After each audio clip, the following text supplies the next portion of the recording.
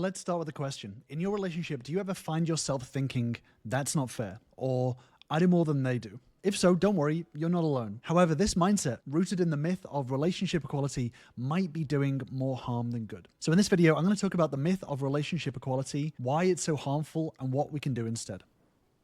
You know, I once had a client who kept a detailed list of every single chore that they did, comparing it to their partners. It was kind of like a relationship scorecard. But as you may imagine, instead of bringing them closer, it was driving them apart. And this is what happens when we fall for the equality myth. You know, we've been told that the 50-50 split is the gold standard for relationships. But here's the thing, this well-intentioned advice is actually setting us up for failure. In the next few minutes, I'm going to show you why chasing equality is harming your relationship and introduce you to a different approach that will change the way you and your partner interact. So you might be wondering, how can striving for equality possibly be harmful? This is the thing that's preached to us, right? Everyone is made equal. Well, let's dig into the hidden costs of this seemingly noble pursuit.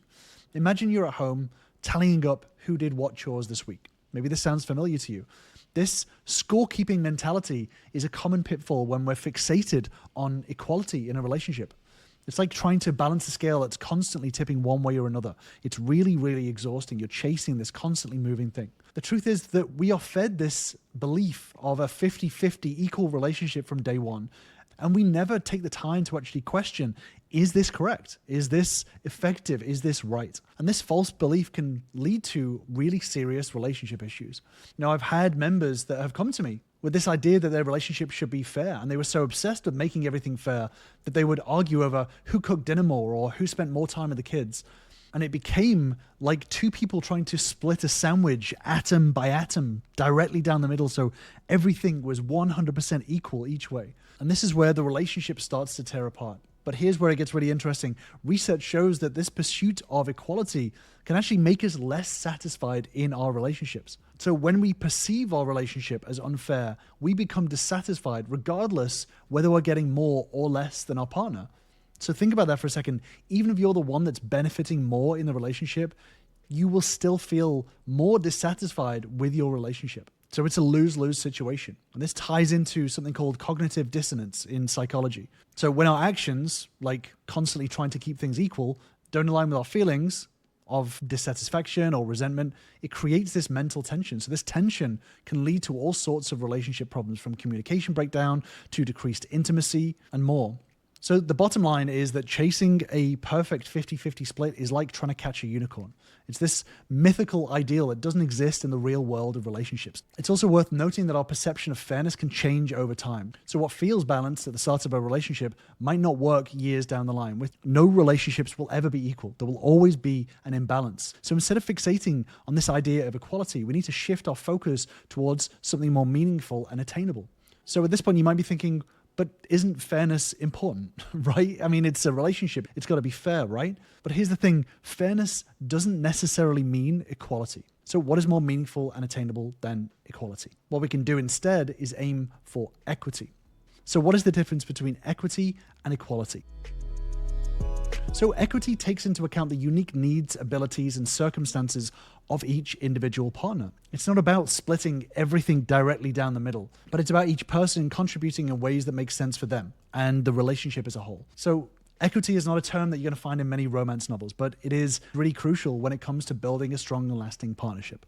So while equality is about everyone getting the exact same thing, equity is about everyone getting what they need. So it's the difference between giving everyone the same size shoes versus giving everyone shoes that fit. Equality in relationships often leads to what I call chore chart syndrome. So this is where couples meticulously divide tasks and keep score to ensure that everything is split 50-50. Instead of focusing on making everything equal, it's about creating a true sense of fairness that takes into account every partner's individual unique strengths, circumstances, and needs. And this is especially crucial in neurodiverse relationships. So it never becomes about keeping score, it's about playing to each other's strengths and weaknesses. And this is established in psychology. This is called equity theory. Within equity theory, relationship satisfaction isn't about equal inputs and outputs. It's about feeling that ratio of what you put in versus what you get out is fair, considering your partner's ratio too. So it's like a relationship seesaw. It doesn't have to be perfectly balanced all the time, but it should feel fair overall. It should be going up and down at the right rate. And research backs this up. Studies have shown that partners who perceive their relationships as equitable, not necessarily equal, tend to be more satisfied overall. So as an example, recognizing that the working partner's financial contribution is significant, while the stay-at-home partner's childcare and household management were also equally valuable. And by focusing on equity rather than equality, it's about finding the balance that works for that unique situation. And it's really important to note that equity isn't static. What feels fair can change over time as circumstances shift. So maybe one partner goes back to school or health issues arise. The key is ongoing communication and flexibility. And interestingly, our perception of equity can be influenced by factors like gender or culture as well. So we've seen why chasing perfect equality in relationships can backfire, but how do we actually build an equitable relationship? And obviously I'm trying to keep YouTube videos consumable, so I won't dive into the full detail in it, but if you do want to deeper dive into relationships, then join me on my free relationship bootcamp, where you'll learn the tools and skills that all of my successful members have used to turn their relationships around. Click on the link in the description to grab your spot today.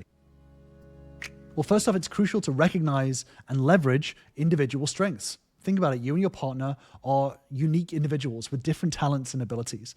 So instead of trying to be carbon copies of each other, why not embrace those differences? Perhaps one of you is a whiz at managing finances and you have a knack for keeping your home organized. When you stop trying to split every task 50-50 and instead lean into your strengths, the relationship will start to flourish more. But identifying these strengths in relationships, it's not always straightforward. It's not always completely obvious, right? But it requires a lot of open and honest communication about your needs and your contributions.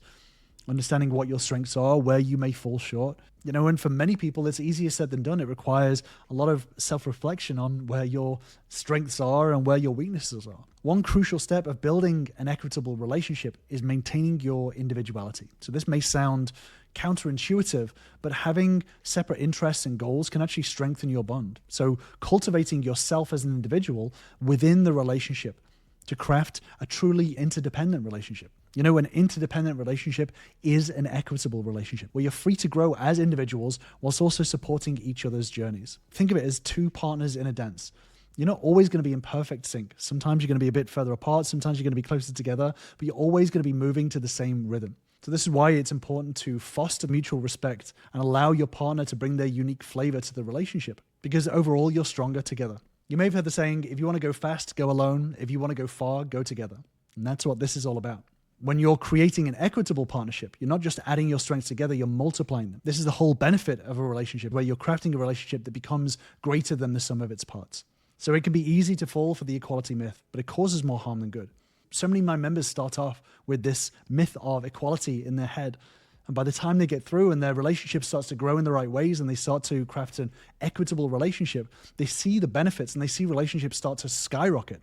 Once you embrace equity and your growth between you both starts to compound, then you start to inspire not just each other, but those around you. And your relationship can start to become a model of respect, support, and growth. It's pretty amazing to witness. But crafting an equitable relationship is an ongoing process. Life changes, circumstances shift, even people's needs shift. What worked yesterday might not work tomorrow. So the key is to keep the lines of communication open and be willing to adjust and be flexible as needed. And making this mindset shift to embrace equity isn't always easy, and it requires a willingness to challenge your current relationship dynamics.